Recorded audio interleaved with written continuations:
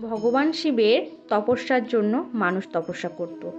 আজ আমি আপনাদের এমন একটি মন্ত্রের কথা বলবো যা সবাই করতে পারে। নমস্কার বন্ধুরা, রাখি অফিসিয়াল চ্যানেলে আপনাদের জানাই স্বাগত।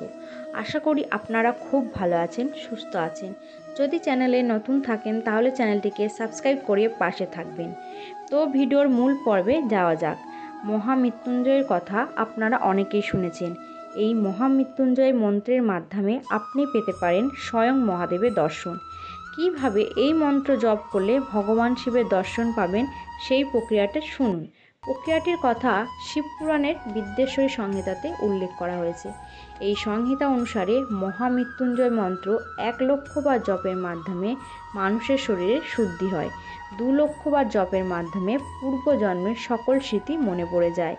3,00,000 বার জপের মাধ্যমে কামগ্রস্ত প্রাপ্ত হয়, অর্থাৎ ব্যক্তির সকল ইচ্ছা পূর্ণ হয়। 4,00,000 বার জপের মাধ্যমে স্বয়ং মহাদেব স্বপ্নে দর্শন দেয়। 5,00,000 বার মহামৃত্যুঞ্জয় মন্ত্র জপের মাধ্যমে স্বয়ং উপাসকের সামনে মহাদেব উপস্থিত হয়। তাই মহাদেবের দর্শন করতে গেলে 5,00,000 বার মন্ত্র জপ করতে হবে।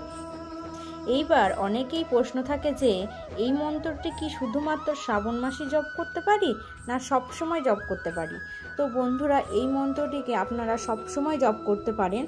আর এই মন্ত্রটি হলো ওং ত্র্যম্বকম যজামহে সুগন্ধিম পুষ্টিবর্ধনম উর্বারুকমিব বন্ধনম মৃত্যুর্মোক্ষমামৃতাৎ। এই মন্ত্রটি জপ করবেন, তাহলে দেখবেন মহাদেব আপনাকে দর্শন দেবে। রাধে রাধে বন্ধুরা।